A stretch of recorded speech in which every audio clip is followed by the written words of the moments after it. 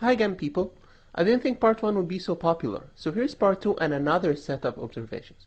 I apologize beforehand if the pace is a bit fast, but we're trying to squeeze the largest number of points in the shortest time possible here. You'll need to pause in the second half to read the bonuses, so be ready. والسماء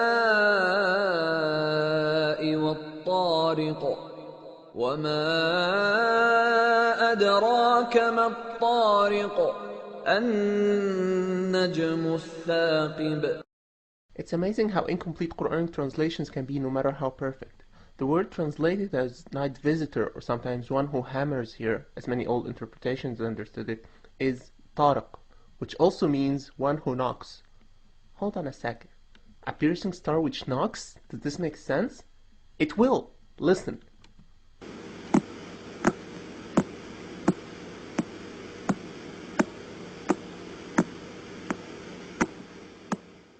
What you just heard wasn't me tapping on the mic.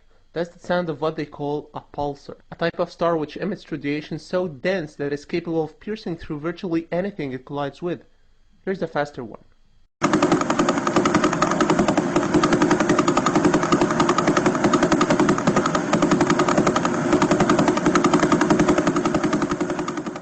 You feel cool now, huh? Now let's read the verse again. والسماء والطارق وما أدراك ما الطارق النجم الثاقب. Makes sense.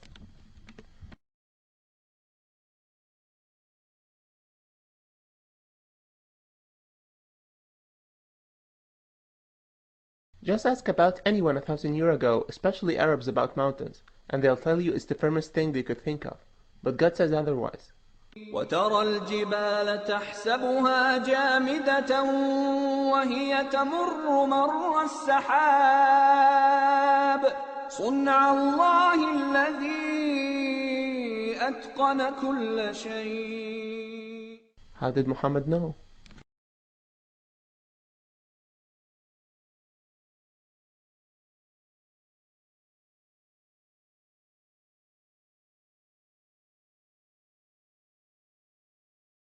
وجعلنا الليل والنهار آيتين فمحونا آية الليل وجعلنا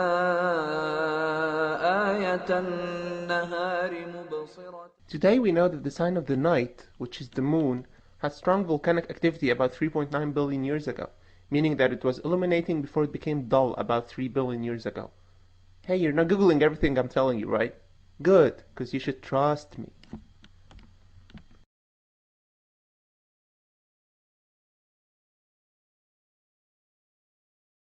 فلا أقسم بالخنس الجوار الكنس. I know the English translation looks a bit lame, but let's see here. God is speaking about great things which are receding, running, returning to their homes, or sweeping. For centuries, that was interpreted as planets, since they hide during daytime. But now we can notice that it alludes to black holes.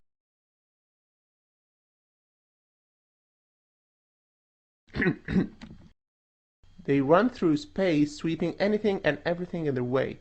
In fact, the Quranic expression is more accurate than black holes. Can you imagine a hole in space?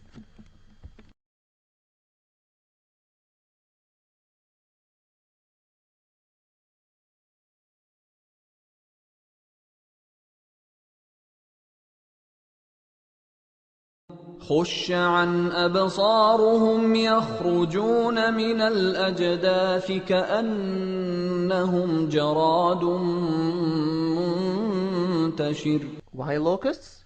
Well, unlike other insects, locusts bury their eggs under the ground. Then larvae spend as much as 17 years there before they begin to fly in swarms. That's surprisingly similar to how people stay so long under the ground before resurrection when they suddenly burst out. Needless to say, ancient people knew nothing of the locust life cycle, and Quranic interpretations don't even mention it. That information was revealed later, but before that, God knew it.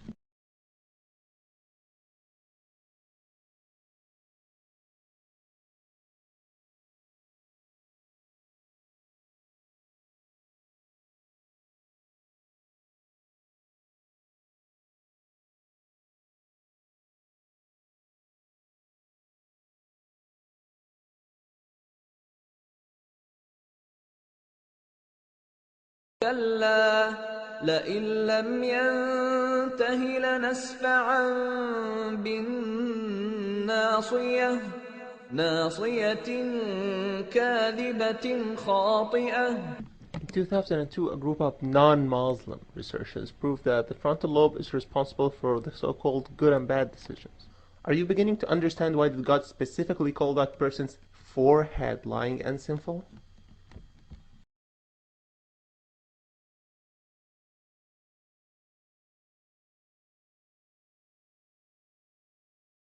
وقال فرعون يا أيها الملأ ما علمت لكم من إله غيري فأوقد لي يا هامان على الطين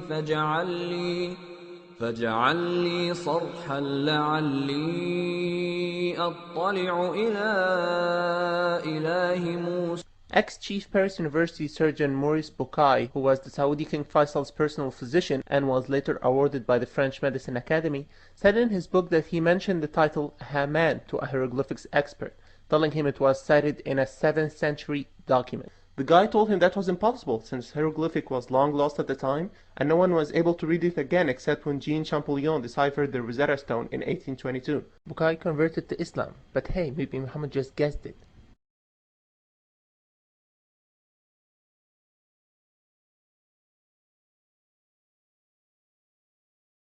It's statistics time! I'd like to stress that I checked every single upcoming statistic using computer searches. I encourage you here, just like in part 1, to seek the help of an Arab Christian online friend to verify there is no tricks.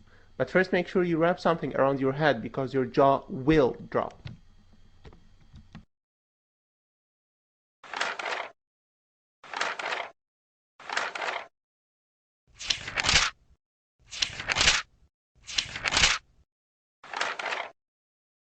Get up, I'm not done yet. It's impossible that an illiterate false prophet would bother putting all those balances in order for people to find them long after his death when they invent computers. If he could put them, that is. And I didn't even try to verify everything, nor have we even discovered everything yet. Again, it's not just about the scientific miracles. As time passes, now Muslims unknowingly endorse Quranic legislation. For example, Christians gave up on banning divorce, realizing it's inevitable. Americans tried to prohibit alcohol in the 20s, seeing how harmful it was. And today's interest rates approach zero as they keep plummeting. Guys, this book is from God. He knew what was going to work for us and what wasn't before we attempt to find on our own with trial and error.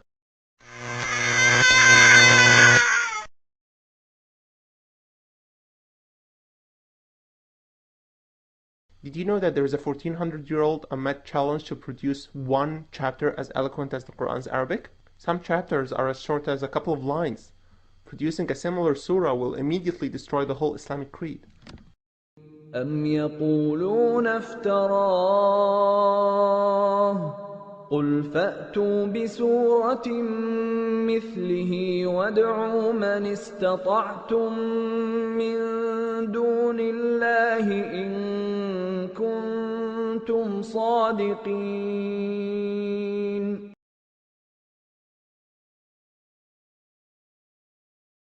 In the end, sure, a coincidence or 2 or 3 or 4 might happen. But for all that to be coincidences? Come on, what do you want it to say to be persuading then? The origin of the universe? I don't know about you folks, but I wouldn't want to risk not believing in that book, as then I'd most probably end up spending more time than I wish for in, let's just say it's a very warm place. وما كان هذا القرآن أن يفترى من دون الله ولكن تصديق الذي بين يديه وتفصيل الكتاب لا ريب فيه من رب العالمين.